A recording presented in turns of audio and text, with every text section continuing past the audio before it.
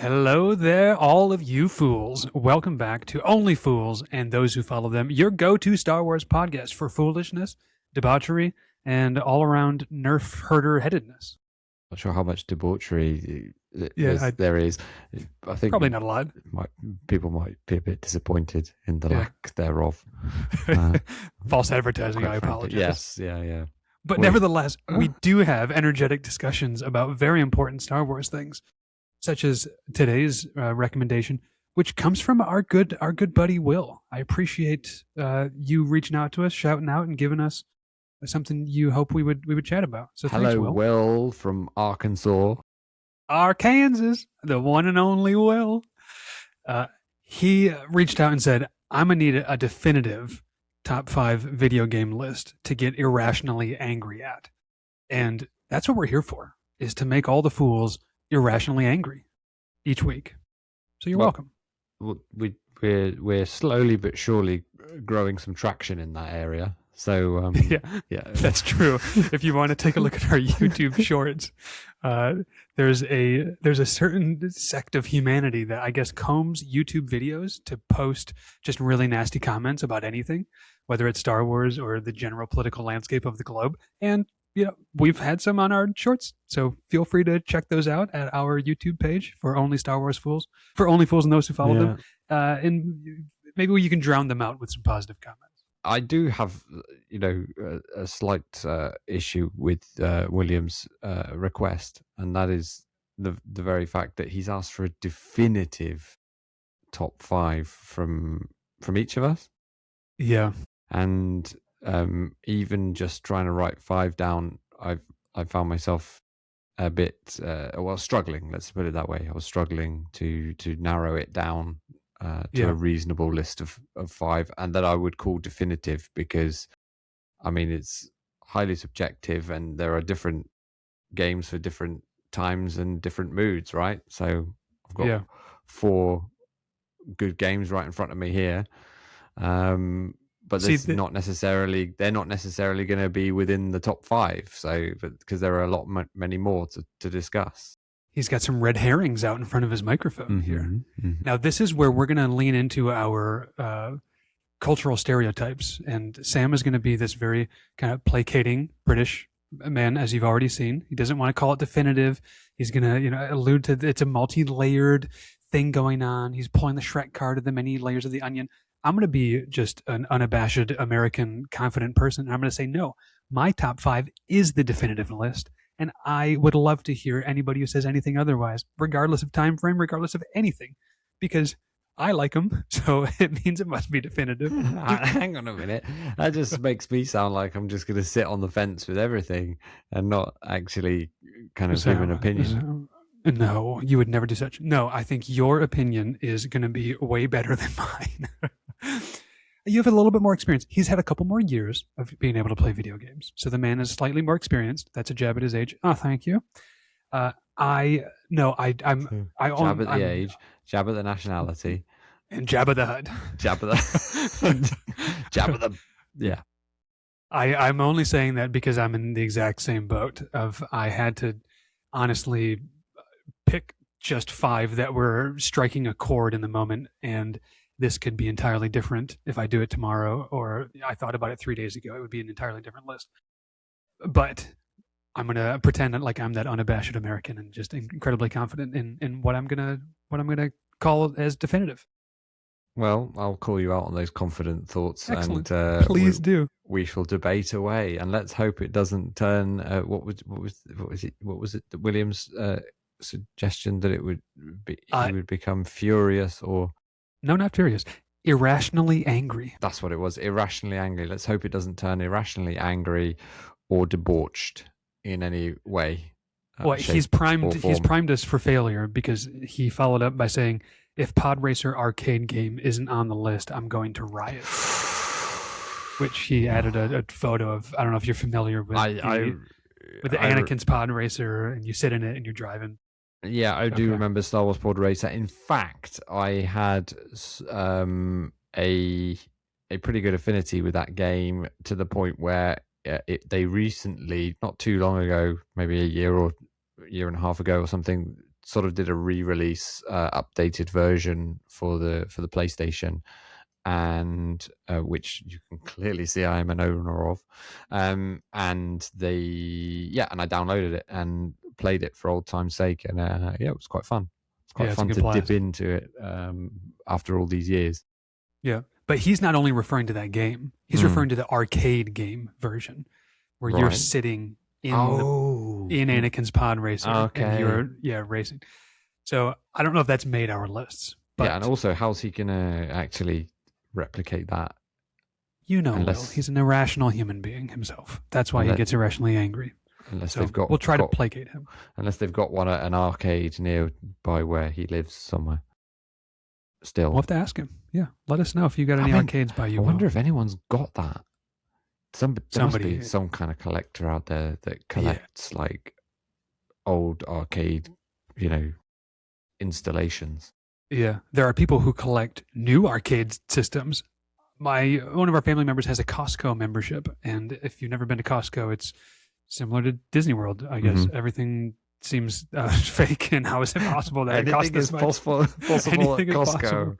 Yeah. The land of dreams. I'm walking down, and there's Bose speakers next to bananas, next to underwear, next to like guns, and there's a Star Wars arcade in a box, and it's got multiple different Star Wars arcade games. Guess how much this costs? I don't know. $1,000? Pretty close. It was $4,500. So maybe the arcade is making a comeback. I don't think so, though. It's pretty bulky. So, William, unfortunately, I don't know if that's going to make our list. But I've got Star Wars video games coming out of my ears at the moment. Should we punch it? I think we better had. Punch it.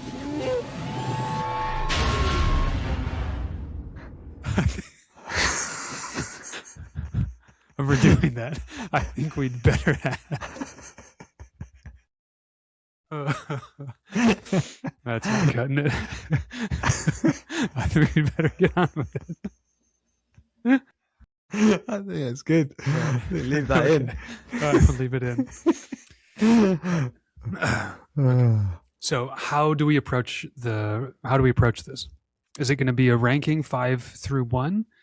Well, I don't know, but I definitely think that we've got to allot some time for some honorable mentions. Yeah. Okay. Maybe at the end. Yeah. We'll do honorable mentions at the end. I appreciate that. I'll kick it off. I'll be. Here's my unabashed confidence. You're unabashed. Yes. And headstrong. Yes. Now, my number 5 Star Wars video game in my definitive ranking, strong bald head, features the one and only Jedi Kyle Katarn of the Jedi Knight, Jedi Academy, and Jedi Outcast video games. Now, I'm going with the Jedi Knight, Jedi Academy video game. The reason this is on the list for me is it puts you in the body of a Jedi, able to engage with a lightsaber, able to learn different force powers, and puts you off the deep end with engaging with the Sith, going to Korriban, places like this, and Sith artifacts, and being lost in that game when it came out, early 2000s. It took the action figures that I would play with and then just put it on the Xbox. So you were a PlayStation owner, I was an Xbox owner. We're casting a broad net here. And so that was part of it, is just you getting to be this Jedi. The second part is the multiplayer was actually pretty darn awesome. The Jedi Academy is the second of the Jedi Knight series, came after Outcast, and you can do things like capture the flag and really wide open world gameplay. So we spent a lot of time in my mom's basement playing the multiplayer version of these games and just listening to System of a Down and Beastie Boys in the background while playing them. Now, this is going to be a hint for my list. My list is overwhelmingly nostalgia based. Okay, so that's good, because mine is too, to some degree. Okay, yeah, we were chatting a little bit earlier. Is it based on our experience, based on game quality and gameplay? And I think we weren't entirely sure when we made the list, but we'll tease it out as we go. Mine is overwhelmingly nostalgia based. Yeah, mine. That's where I sort of lent into immediately, but then I was I was kind of thinking about more recent games as well that I've really enjoyed, and I was a bit like, well, I can't really leave that out as well. So as we said before, that there's certainly, we do need to try and squeeze in some honourable mentions, because it is so hard to fit them all on a list of 5. It is. I want to go with my first one as well, though, if I may, because also likewise it features a certain Kyle Katarn, but as you mentioned before, I've got a few years on you, so I'm going back a little bit further, and I'm going back to the first time. Oh wait, I've just thought of another one that needs to be added to the list. But anyway, right, we're getting edits to the list because I started to think first Star Wars game, but trying to think of like a first sort of real Star Wars game that I saw and thought, oh, I have to own this. I have to have this. And that game was Star Wars Dark Forces, which was the original feature of, where Kyle Katarn, the character, was introduced. And he wasn't a Jedi at that point. He was more of a sort of Han Solo-y type of rebel spy type figure. He was more of a James Bond of Star Wars, if you like. And yeah, the premise though was sort of the Empire were developing the Dark Trooper, who of course we later see in the Mandalorian series. Yeah. So that was one of the reasons why people loved the fact that the Dark Troopers got finally got given real screen time, and it was based off of the original Dark Forces video game. Essentially, it was a first-person shooter game where you could cycle through different blasters from the E11 right up to sort of more serious things and things that they just made up specifically for the game. So it was around about, so we're talking kind of mid-90s probably, when Doom was a big deal, and so it was basically Star Wars Doom, which is a great premise. Yeah, and that was the first game where I was like, I saw it being played and I was like, I have to own this on, I think at that time I had an Amiga 500. I think that was the hardware I was using. God, it shows how old I am. I literally have run the gamut of the entire video gaming sphere. So I've grown up completely with the technology as it's gone. So I think the first machine we had that we could play games on was a Spectrum 48K.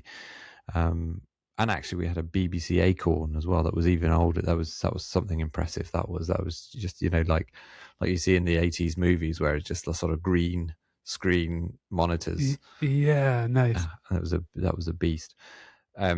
So the first one on my list was Dark Forces. So that's interesting that we both had a Kyle Katarn. Kyle Katarn for number 5, breaking us out into the list. That's perfect. I know there's another listener, Arizona Chris, who loves that video game as well, Dark Forces. Mm-hmm. He told a story about his dad would play it, and he kind of discovered it, and that was one of his first big hooks into Star Wars. Yeah, I can't remember where I first saw it. I think it was just at a friend's house, and I was just like, I've got to have that.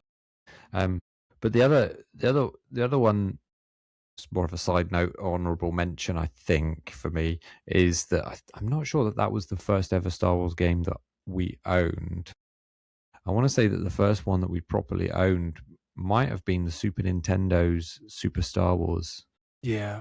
So those original and Super Empire Strikes Back, and then they did a Super Return of the Jedi on the Nintendo, and they were on the Super Nintendo, and they were a lot of fun as well.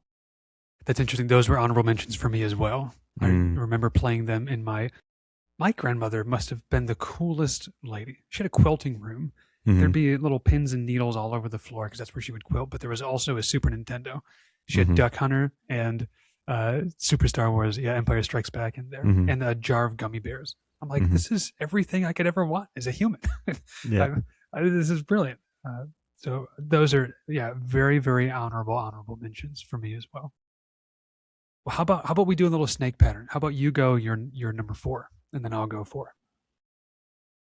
So if I've gone, so I've gone Dark Forces number 5, or certainly earliest memory of a great game. The next one I'm going to go to jump up a few years, and I'm going to go Nintendo 64, and I'm going to go Star Wars Shadows of the Empire.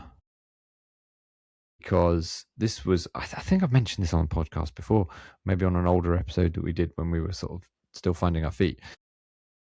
That was the first game that when I had the opportunity to play it, it was at a friend's house because I didn't own a Nintendo 64 at the time, but a friend did, and he had a sleepover, and I knew that I had essentially 12 to 14 hours tops with the game.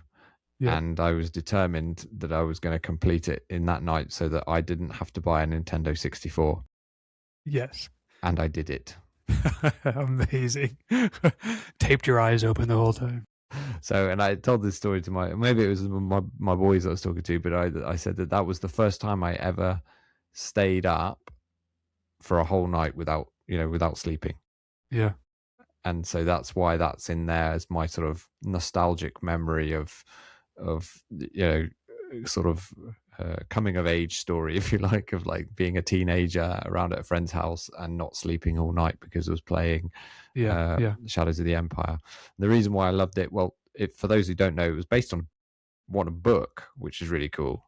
I need to look up who wrote it, but the book was a Legends book that was set, one of the first Legends books actually, and it was one of the first ones that really sort of played on the Ridge Tridge, and was actually a sort of mini episode that was set between The Empire Strikes Back and Return of the Jedi, so between episodes 5 and 6, and essentially centers around the time period when the rebels are trying to locate Han Solo, trying to find out where Jabba's got him kept, who's been involved, how his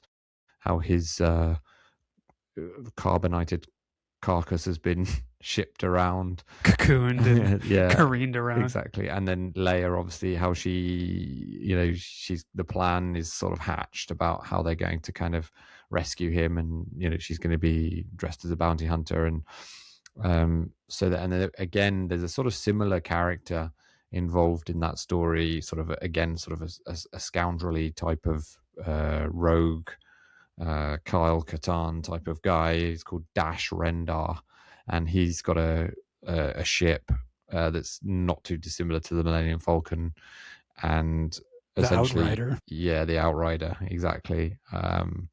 So there's that, but I think the real hook for that game for me was it was the first game that had a decent stab at doing the Battle of Hoth, where you could actually take a snowspeeder and do the old trick around the legs with the tow cables. That's the word that I was looking for. Tow cables detached. Yeah, exactly. And I was like, oh yes, I've got to play that. I've got to have a go at that. And more than that, I had 12 hours to complete it, and so yeah, I felt awful the next day. Awful but amazing. Yeah, this a rite of passage, as I say. Yeah, this stuff isn't scripted. We didn't share our lists beforehand, so this is in real time. Don't tell me you got the same one. Because my number 4 features a Dash Rendar and his lovely vehicle, the Outrider, titled Shadows of the Empire. 100% true. I'm staring at it right now. I haven't touched it. For so many of the same reasons you mentioned, actually quite a similar story to how I got started with the game. But yeah, so my number 4 is Shadows of the Empire on the Nintendo 64. And it starts with escaping Echo Base, which was just this crazy fun idea. And there's a Wampa that's stuck in the hangar, and you get caught up with this Wampa too. You meet up with IG-88 on Ord Mandel, and you're fighting each other. So it just felt like you were doing a bit of a best of in that amazing time of Empire Strikes Back. And the first person shooter elements to it, or is it third person shooter? I don't know. I always get those mixed up. But the kind of shooter element along with the spaceship element, they were both so well done, and the music is dynamite. Go play the soundtrack after you listen to this episode and just enjoy it and get lost in it. So yeah, love it for all the same points. For me though, it was some family friends. They were a bit older than I was, maybe 7, 8 years older, and they would come over and stay the night, and they would bring their Nintendo 64. We didn't have one. We had a Super Nintendo, and it was just I was up late watching them play because I was younger, and they were like, "I'm not giving you the controller." So they would be playing Shadows of the Empire, and I woke up the next morning after going to bed, walked out in the living room, and I saw it sitting there. So they had gone home, and they'd forgotten it. And I didn't eat anything until my mom like drugged me up from the basement because I'm like, this is my chance. Quick, I gotta play it as far as I can before they know that they forgot it. Yeah. I don't think I finished it. I maybe had similar maybe 8 hours to play for that day. But yeah, that's when I was incredibly just roped in by the whole experience, and by this and by really playing and finding new video games that I liked. Because before that, I'd played Zelda. I played Zelda with my mom. That was really the only game that I ever played. But yeah, so similar experience with Shadows of the Empire. Had to get lucky because I didn't own it. That's great. That's brilliant. Both of us for number That's 4. so That's unreal. So a couple of things to sort of say on that. Shadows of the Empire.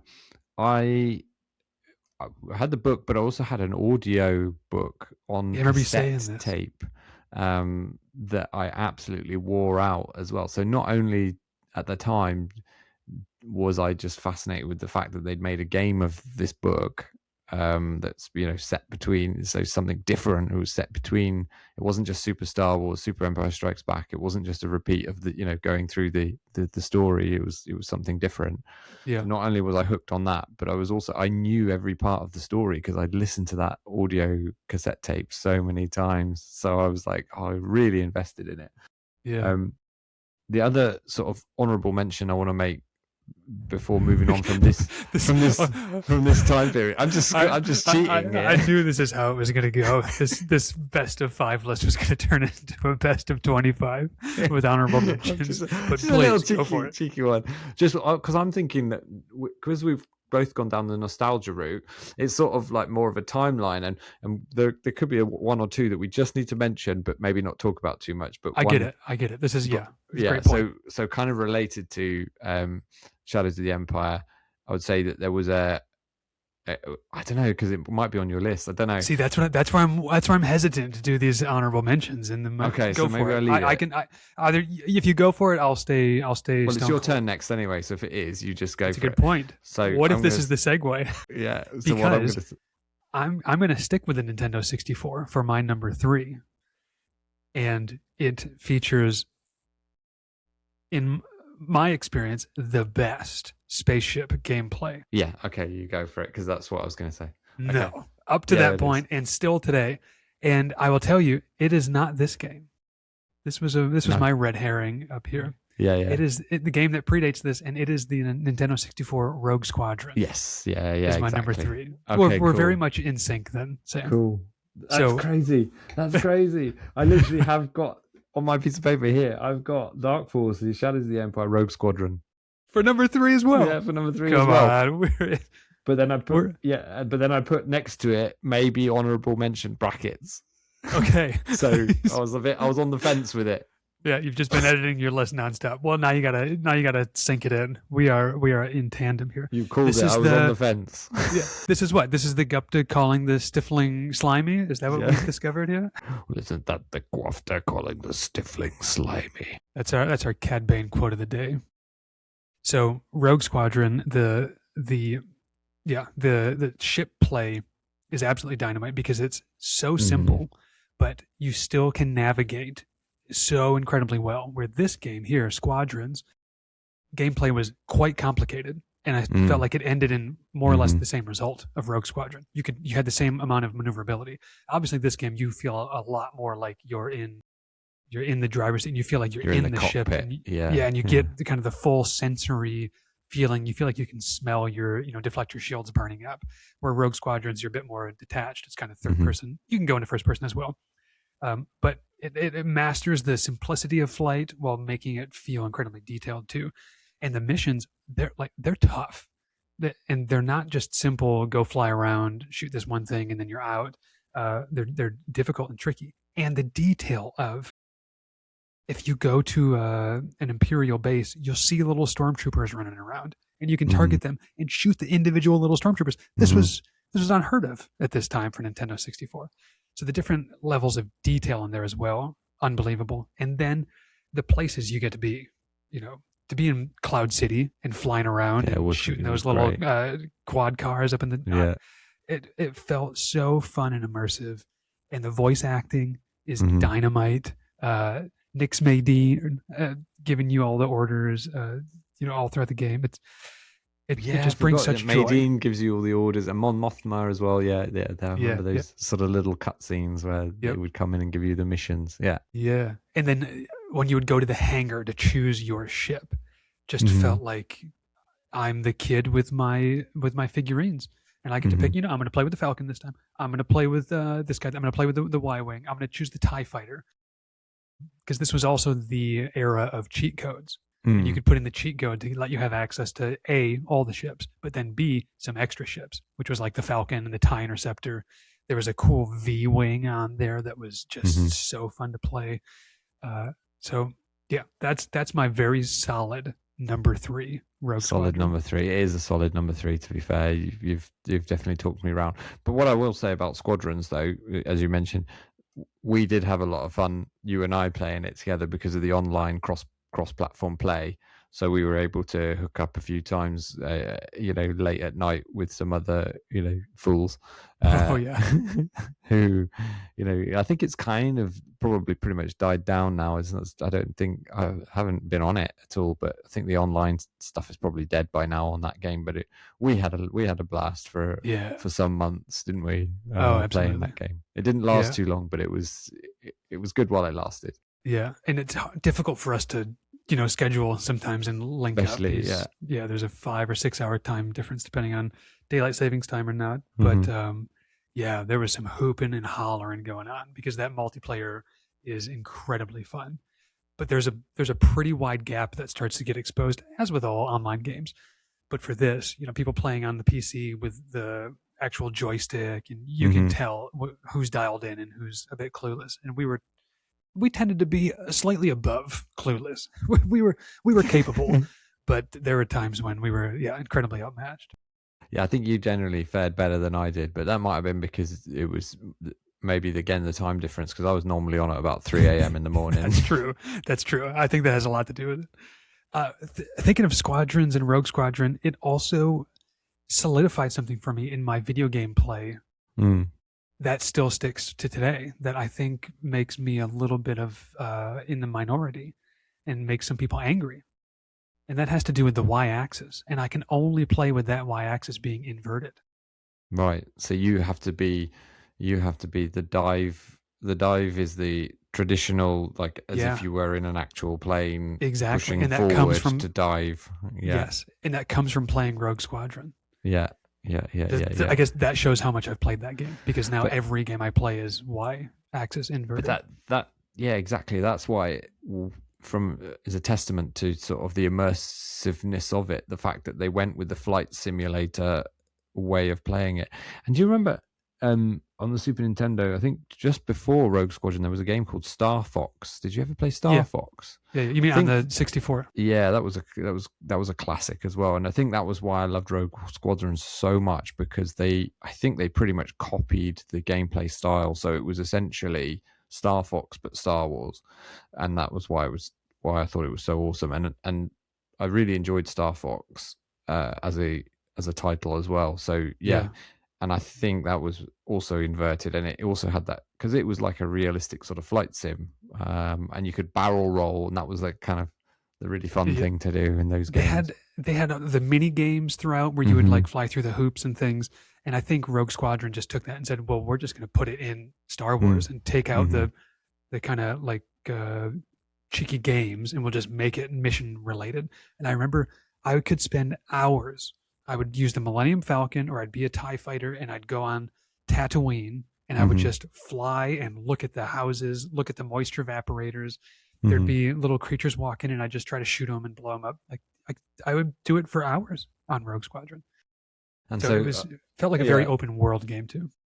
So that's kind of Rogue Squadron, and essentially I think we've probably covered Star Wars Squadrons as well, which was That's our later. honorable mention for That number was 3. our honorable mention for number 3.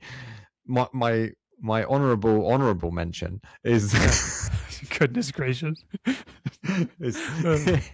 it's because, again, same time period, but you sort of mentioned it there, right, where it was kind of like in those days, there was a great game, Star Fox, and they took out, they were like, right, well, the people, if we made a Star Wars version of this, people would just lap it up. They're halfway there with the name Star Fox. Exactly. So they did it. So they just took the components needed, the assets, I think is what they're known as in the gaming community. I don't know.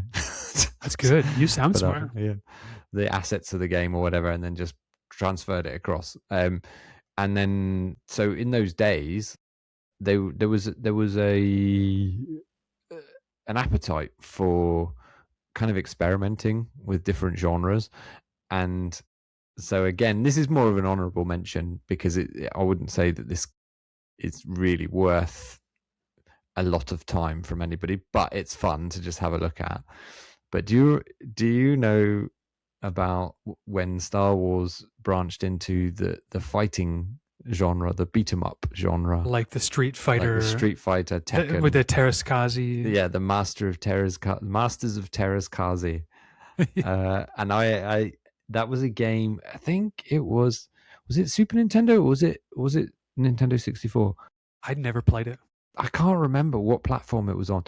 But the only way that I didn't own it, but it was back in the days of Blockbuster and rent a video, and you could rent games from our local video store, and I was able to rent it from the video store, and basically I did it a couple of times, like 3 or 4, 5 times. I don't know how many times I rented that game. I rented it a lot of times just because it was Star Wars, and it was, again, another genre that I loved playing. Amazing. And you could play as all the classic heroes, but then you also got to play as like Boba Fett and some of the classic villains, and then some couple of new Masters of Terraskazi.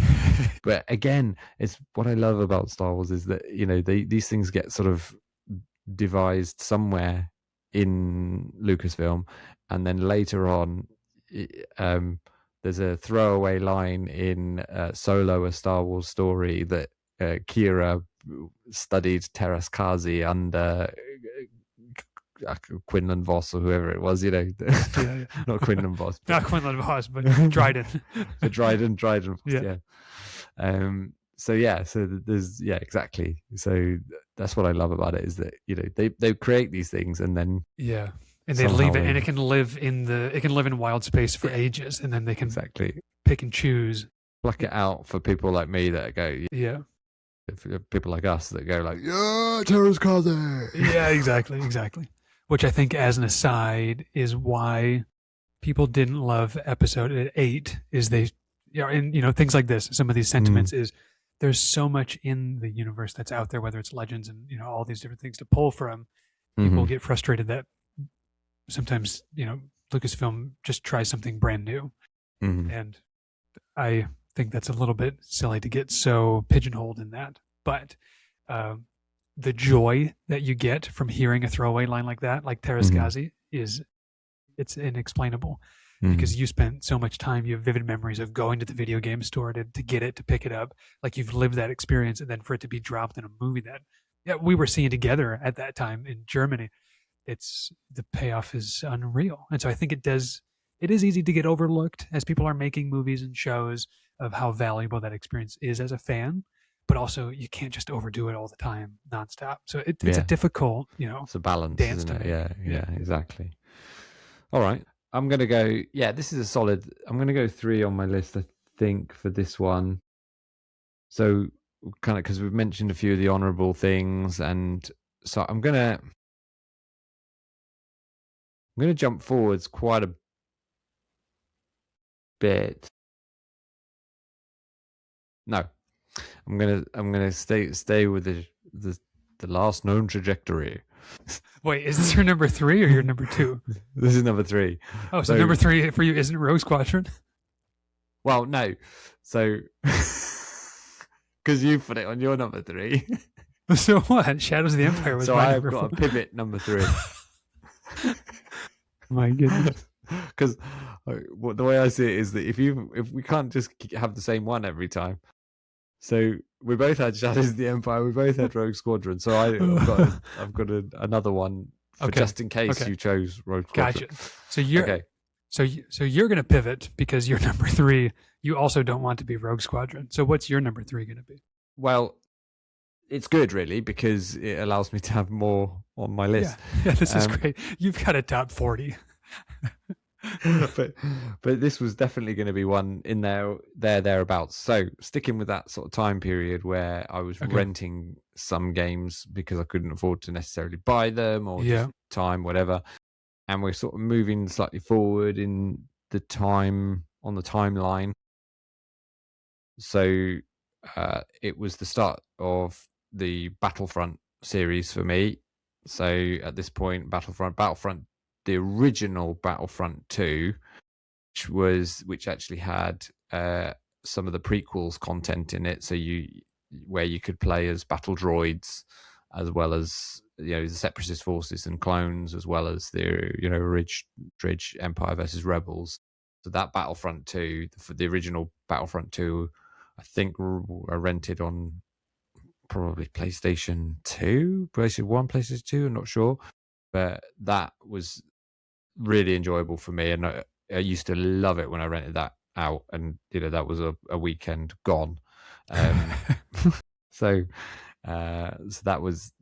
that's probably where I'm going next. And I think it was because, it was the first sort of third person shooter, but basically playing as an unknown soldier within the army, and then all the options of being able to choose different classes of soldier within either the Republic, Separatists, Rebels, or Empire accordingly, and then getting the heroes as well, and being able to sort of streak through as Darth Maul or Mace Windu or whoever, and just chop down on various planets as well. That whole environmental thing as well, it was just a lot of fun. Very immersive. I love that Battlefront gives you the chance to be the keynote players, but also gives you a chance to be the grunt and to feel what that's like to be on the front lines and be a stormtrooper or be a heavy, with a cannon. Actually, that's more what it's about. And it's like what we said about with the figures, playing Star Wars. It's always more about the side characters, or the characters that what's their story, what's the story of the grunt, as you say, like on the ground. And being able to play in that sandbox is definitely what those games do really, really well. So the original Battlefront series that kind of then later became, with Battlefront 2 PS4, became very much a mainstay for me. And as I've spoken about on the podcast before, my kids now, very much into it and still playing it, and it's having a bit of a revival as well. It always does. That one just never goes away. It's amazing. Can't keep it down. You can't keep a good game down. No, you can't. The only way I interacted with Battlefront was there was a free preview on a different game that I had for Xbox. I don't remember what game it was, but it would give you like the first level or something. And I remember that I was able to either be in an ATST or fighting an ATST or something. And I thought, this is really cool. But the whole first person element shooter of it, James Bond style, at that time just didn't resonate with me as much. I was really into the more of the role playing games, and like what I previously mentioned, the Jedi Academy. For some reason, that just it hung with me a lot more than the Battlefront concept, and still to this day, I think still very true. So I think I know where your next one is going to go. I think that might have been a sneaky segue. You think so? Well, you're going to go number 2, and then I'm going to. Oh, is it? Is it me? We're doing snake pattern. So okay. You snake. So I'd say original Battlefront 2, and then I'll talk about this Battlefront 2 this one here, right here, a little bit later. I think a bit more, but essentially it's the same game, but from earlier, and but I do think there's probably more to talk about with that one as well. But so my number 2, and this is completely outside the box, because I didn't think that this would necessarily feature, and then I thought, well, because of the memories, it kind of has to, and it jumps quite a lot further forward. To 20, I want to say, well, what, 2016, something like, no, before that, 2014, I think, 2014, 2015. Run pins and needles here. And it's in the mobile game space. Oh man. Do it. Basically, because we were among the very first people who were playing a game that's now gone on to be a massive game that's actually on mobile devices, that's continued to this day and is still being played by lots of people. And when we started playing it, I thought, well, this is really cool. This is like collecting the figures again. Yep, it's 2015.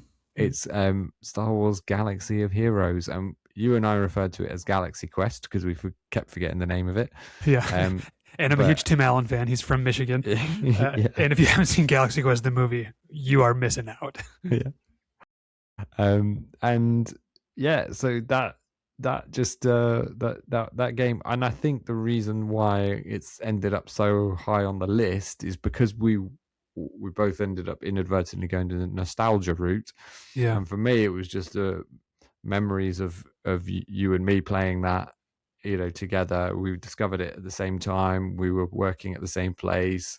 We were playing it at all hours during the working day because it was a mobile game and we could kind of get away with it. Yes. We had techniques for being able to watch it so that kids couldn't see what we were actually doing, with the whole filing cabinet on being too high for some of the students that we were working with.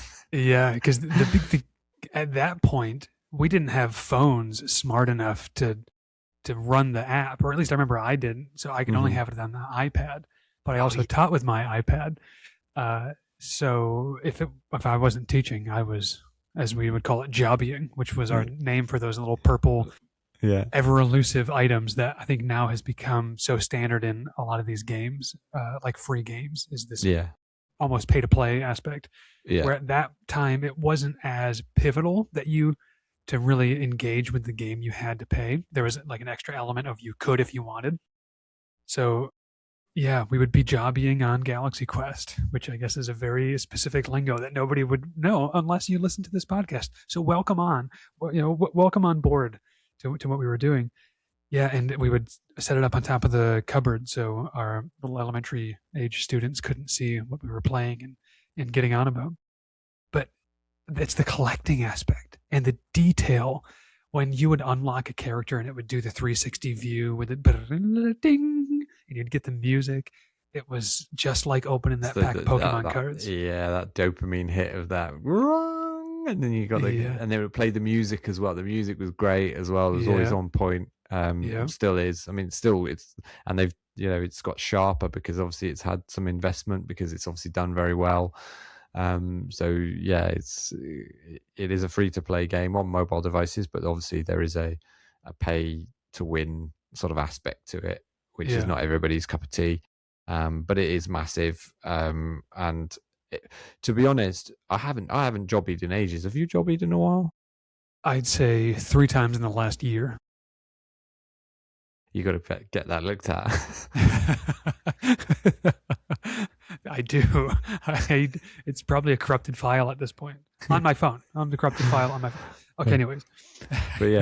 No, I haven't. And to be honest, it's got so big now and so detailed with all the mods and upgrades, and it's just so far behind at this point, and there's no way to catch back up without exactly. And it's not, whereas when it started, you and me, we were doing quite well. We were sort of almost like whales in the game. We were doing quite well at the beginning Yeah, when yeah. nobody was paying for it. Exactly. And- It would be and now- ranked like top 200 in the Yeah. arena battles. And once people started spending money on it, It's game over. You drop way down. But also, now I've gone back in a few times, and again with the kids as well, gone back in a few times. And you can even get it on your laptop now as well. Nice. So yeah, I've been back in a few times, but I just find it's too much now, as you say, to kind of get your head round. It's too detailed at this point. Yeah. Really to pick it up again. Yeah. Once the mods came in, I was like, Mhm. I don't think I can anymore. Because it used to be there were 6 or maybe 8 slots Mhm. that you could improve with gear, but now you can modify each of those gear items as well, up to like 10 different levels. Exactly. So it's almost like each piece of gear is its own character. I couldn't do that. I'm the guy that likes to simply fly around in a plane and shoot little shoot creatures on stuff, yeah. Tatooine. Yeah, I can't do all this modding. Bullseye womp rats with your T16. Exactly, my T16 back home over in Beggars Canyon. That's my kind of game. I don't want to be having to do algorithms for which mods will get me the best thing to maybe move up one ranking in the arena.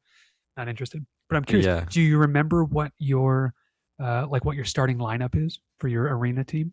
Because mine is still the Knights of the Old Republic squad. Okay. It's still Okay. Revan and like Jolie Bindo and that crew. And mine was more of a traditional. I had done fairly well with my bounty hunters. I had a good Boba and a good Bosk. So yeah, it was a kind of bounty hunter Imperials mix, because they gave Vader a load of buffs, and so he got a lot better as well. Sort of probably a few years ago now. But I know. That's amazing. I love that your number 2 is Galaxy. But yeah, I think that was it had to be just because the memories of jobbying and great memories of mucking around in circa 2014-15. Yeah, 2015 in Moscow. And it's been going, like, the game's still going, like 20 years. It's incredible. Well, it just had it would have been 10 years. Just had its 10-year anniversary. Yeah, I logged back in for that. Yeah, just to scrape for the anniversary awards, just to rewards, just to see what we got out of it. And I got a few jobbies there, but I never spend them on anything. I never really go back into it. I'm gonna have to go in and just check it out. I don't know how it would be being a new player to it now. I think it would be overwhelming. It seemed like it'd be insurmountable. They must give you a lot of characters up front and let you level them up quickly. But there's kind of becomes this multi-tiered, layered system of, if you're not paying and you're new, you're only playing within this tier. If you've been on for a while but you're not paying, you can get to this tier. But you're only going to get there if you pay. And you can pay a lot quickly and get there, or you can pay a little over a long period of time and get there. And as you're you never say, going to be engaging in that tier. So detailed, and it's like upgrading the character within the character, with the mods within the mods within the mods. It just goes deeper and deeper and deeper layers. Do you remember the guilds? Yeah. So we were quite active when we lived in different countries, afterwards, and we were in the same guild and participating. But then they would keep adding events to the guild, and if you don't participate in the events, the guild can just kick you out. So I remember, I think I was a bit more active at this point than you were, and you'd keep getting kicked out. So we'd have to keep moving guilds. Oh, yeah, I was taking make sure that it was make sure it was I wasn't a guild participating enough, and I was having to. You were just bringing me down. You were bringing me down. You were like fighting for some really good rewards. Yeah, and I was like, sorry, man, I've been kicked from the guild again. Because I remember I would look up maybe once a week. I'd look at the guild members just to make sure you were still there. And sometimes you'd be there, but it would say the last time you were active, and it'd be like 18 days. I'm like, I'd message you, Sam, you got to get on, man. This guild is going to kick you. I was a young parent at that stage. There came a point where my disappearance to the lavatory became far too suspicious. Yeah, I get that. And you're shirking your other duties. Yeah. So I had to. I basically had to. It got to a point where it was with all video games. Really, it got to a point where it was either face the consequences of real life without a family, or carry on Yeah, which I can say upgrading we've both the made. mods. Yeah, we've both made good choices here. Just for those who are concerned listeners, we both made good choices. Yeah. Well, that's awesome. I love that your number 2 is Galaxy Quest. That makes my day.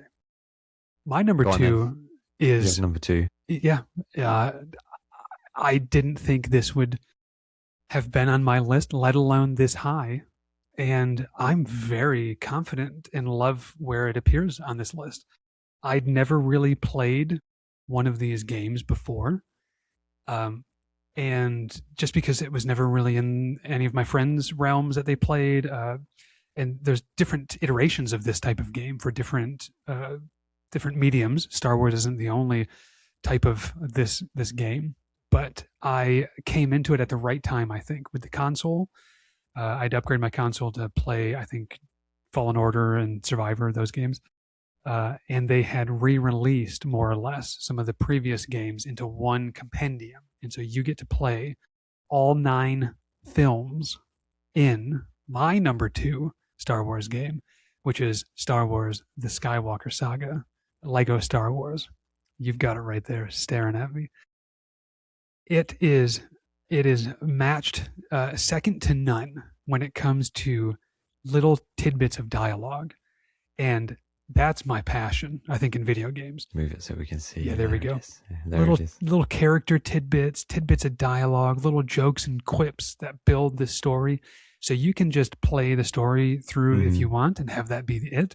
You can go in depth and find all the chests and all the upgrades, but then you can also just interact with all the characters, and you get just amazing conversations with random characters that are throwaways in the movie that, play a bigger role in the game, or they're also a throwaway in the game, but they, you get to say hello. Being in the Gungan city and engaging with all the Gungan characters, so much fun.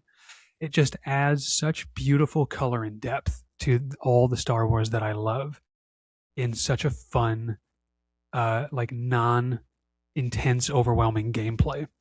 Galaxy Heroes can be intense and overwhelming with all the mods and things to do. And do I upgrade this or upgrade that? Lego Star Wars is like, you just roll out, you can pick whatever character you want. That's all you really need to decide. Yeah. Outside of that, you're just playing all the little fun mini games and building onto this beautiful story. And it looks amazing. So again, I'd never played a Lego game. And in my mind, they always seemed like, well, that just seems a bit clunky, like literally boxy. Why would I want to do that? It is so detailed and so refreshing to play and to jump into. And one of our listeners, again, Arizona Chris, we were chatting about Lego Star Wars just last week because he's a teacher as well, and he had a snow day. And he's like, my go-to on a snow day is I put on Lego Star Wars, and I just get lost. So it's got that feel to it. It's got that aspect that I love. I love the fact that there's some guy behind you right now having a snow day. Welcome to Hoth. Oh, I love that. But yeah, so I mean, I totally agree, 100% agree with everything you just said about Lego Star Wars: The Skywalker Saga. It's a fantastic game, which is why it's on my shelf as well. It's really good for all ages, but my younger child really loves it. I mean, it's because he tried to sort of follow his brother and play a bit of Battlefront too, but he's too young for that, and it was just making him angry. Yeah. So that's how I feel playing it. Yeah. So because he couldn't get his kind of fingers around the buttons quick enough. But with Lego Star Wars, it's just like his chill time. He will, we can, and occasionally we'll let him have a longer play session on a Saturday or a Sunday. And he would happily just stay in it for 4 or 5 hours if he could, and just kind of, while away the time.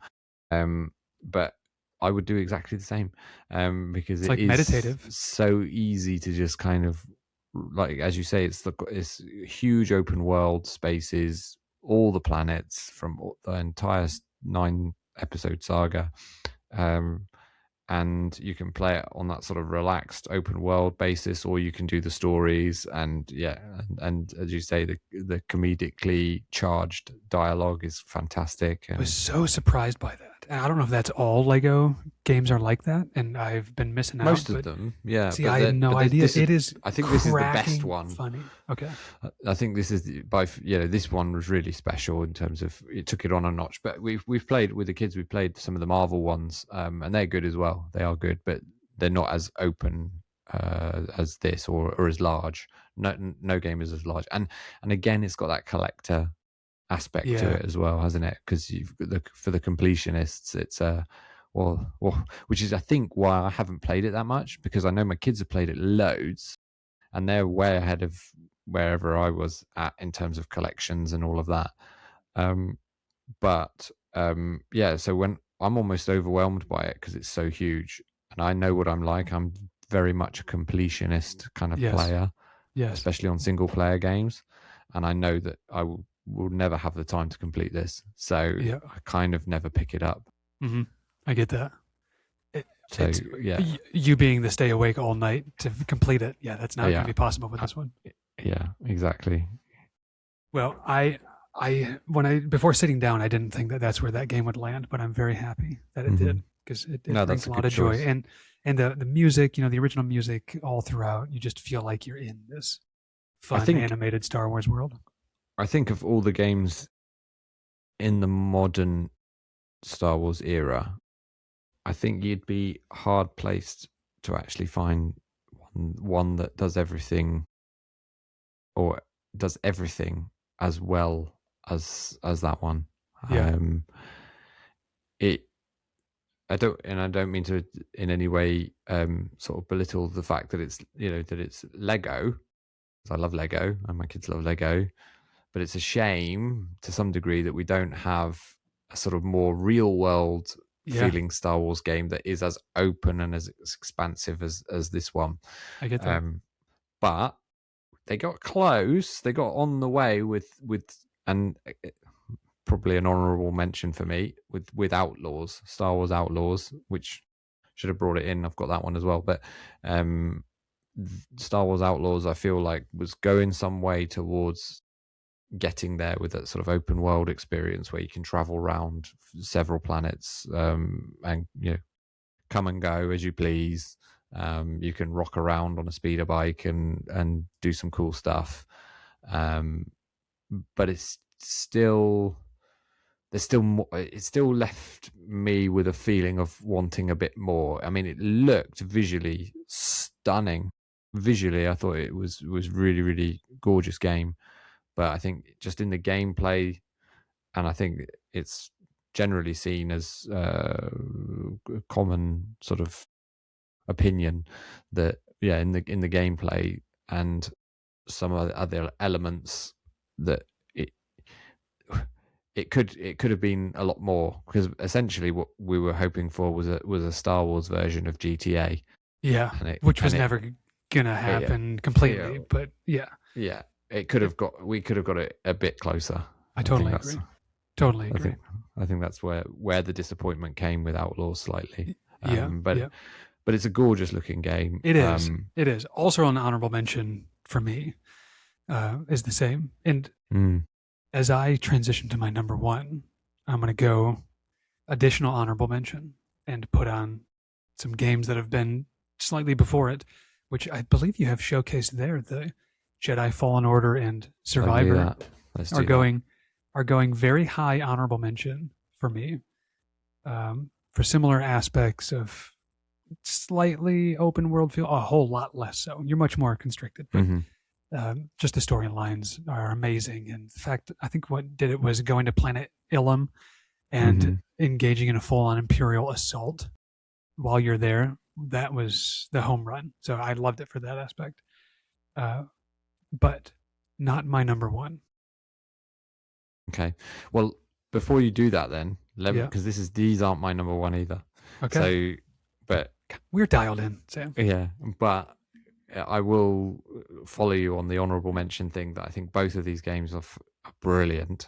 And I was a big fan of the Tomb Raider games, Tomb Raider series, and the way I described them to people is basically it's Star Wars Tomb Raider. Yeah, that's a good idea. So if you like the Tomb Raider games, because they're quite linear but sort of semi-open world-ish, as you mentioned, but for the completionists as well, they are big, expansive, and there's a lot to do, but you can still do it. So I've platinumed Survivor, I mean, I had like 4 days where I had nothing to do, but that Yeah. was a very rare occurrence. I remember that. You were out Cornwall way, right? Yeah. So it was just a very rare occurrence, whereby there were no expectations of me for personal reasons. Yeah. And so I was just able to just drown myself in it, and I basically finished it off completely. Not sure I did it for this one, but basically both of them fully completed to 100%.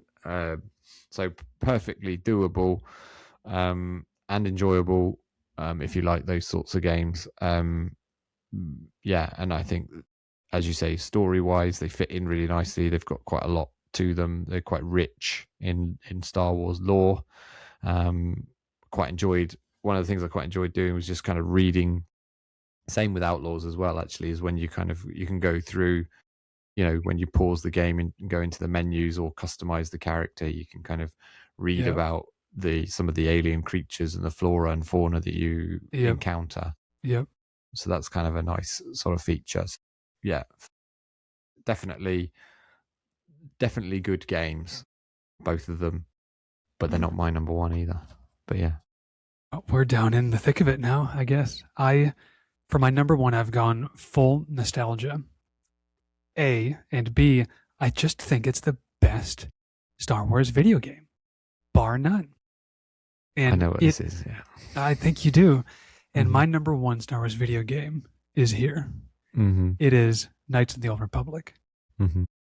The character development in that game for that time, on that Xbox, is incomparable to any other that I've played. I've obviously not played all video games, but you get so lost in it and in such deep lore. Mm-hmm. And you'd mentioned the flora and fauna in Jedi Fallen Order and Survivor, and how much detail you can get for them. It's the same thing, but it's about characters. And you can get so much detail on these tiny little minuscule characters, droids, who are nothing in the large Star Wars universe, but you begin to care very deeply about and you're very invested in just the way the story unfolds. And it builds out, it's like playing the TV show Andor in a video game. It builds out the structure of the Star Wars universe.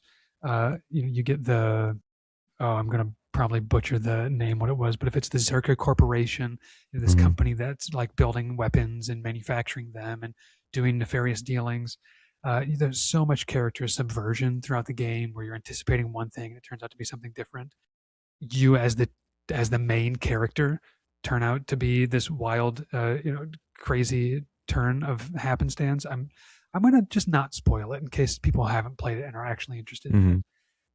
But it's the game I've gone back to play the most, and it's a game that you can play and you can finish. Where I love all of these games where there's endless things to discover and find, but there's also a part of me that wants to finish it, and it's so hard to do it in today's games because you got to do hours and hours, hundreds of hours to truly find everything and to platinum a game, like you said. Where Knights of the Old Republic, it's feasible to do while still getting really deep in all the details. You can still come to the end. And the story is the story, and it's complete.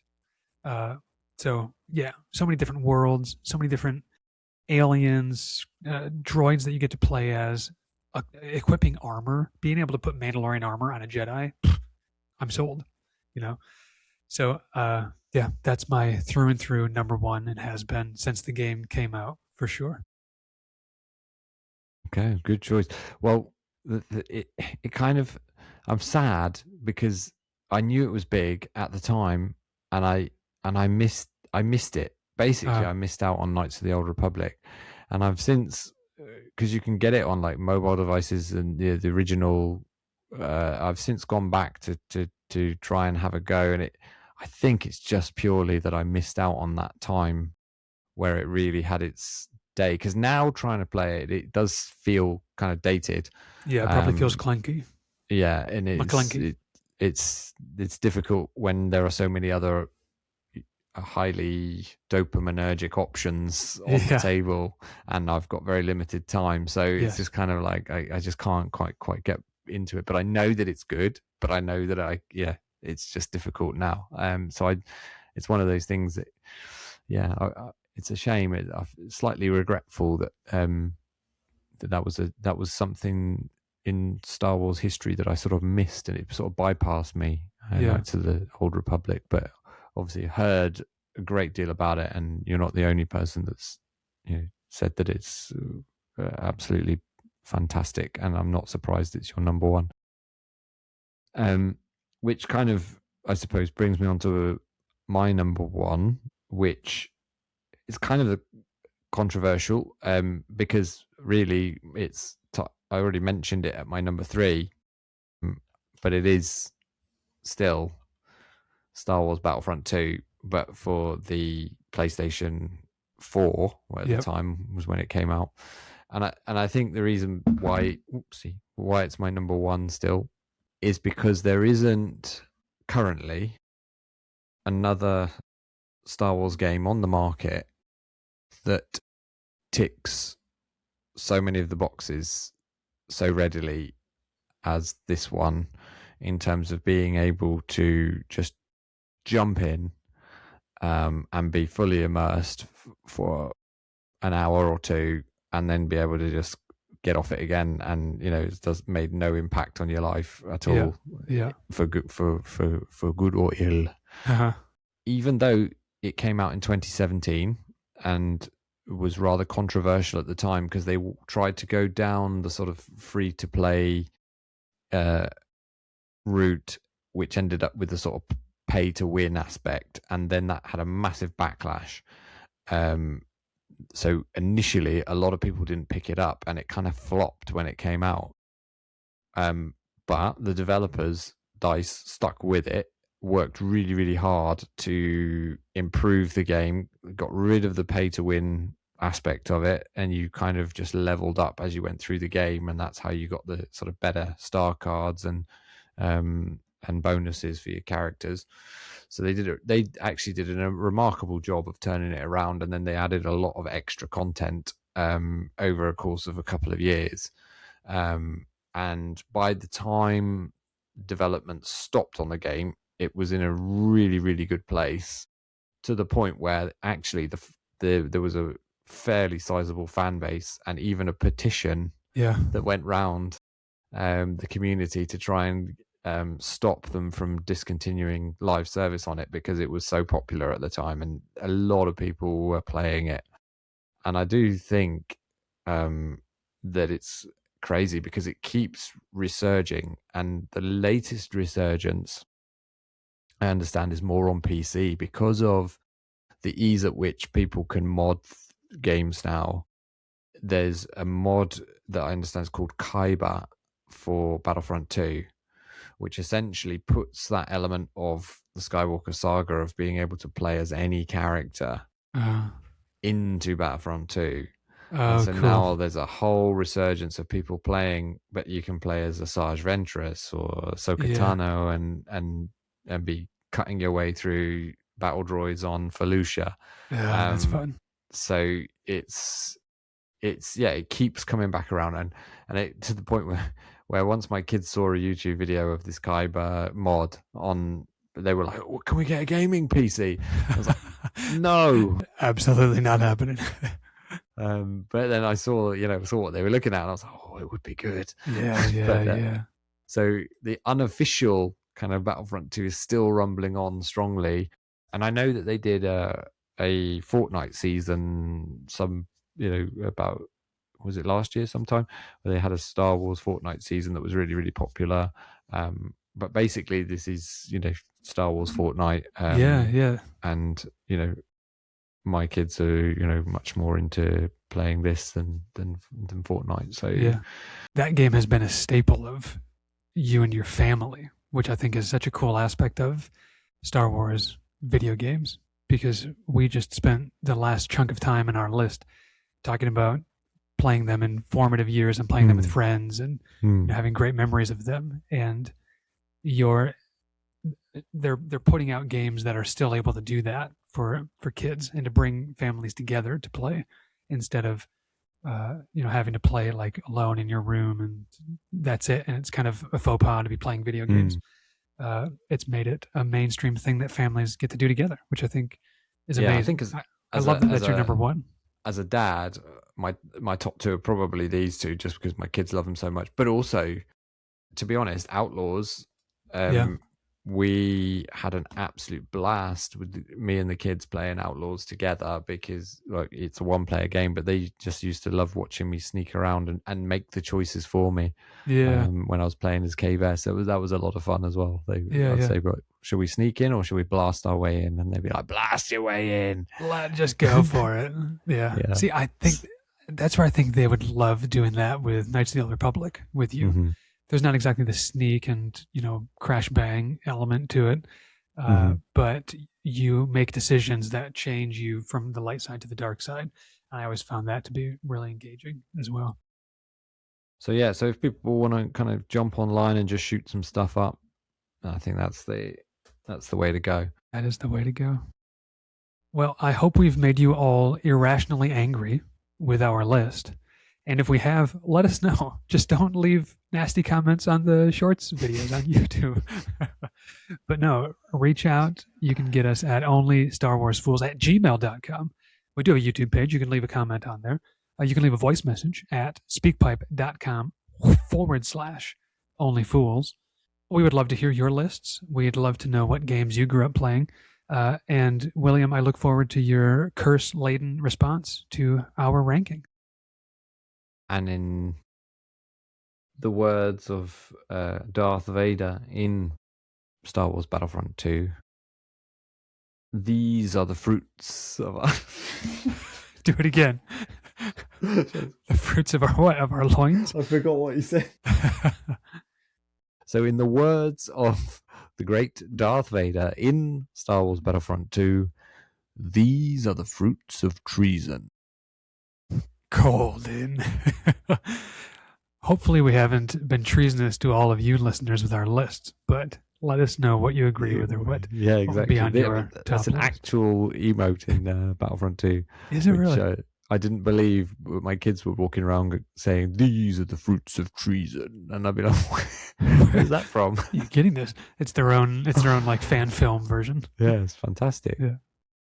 Well, we appreciate all of you tuning in, however you do, whether it's Spotify, Apple Podcasts, on YouTube, Amazon Podcasts, it's all over the place. But whether you are in the core worlds, the mid-rim, or the outer rim, thanks for being a fool, and stay foolish.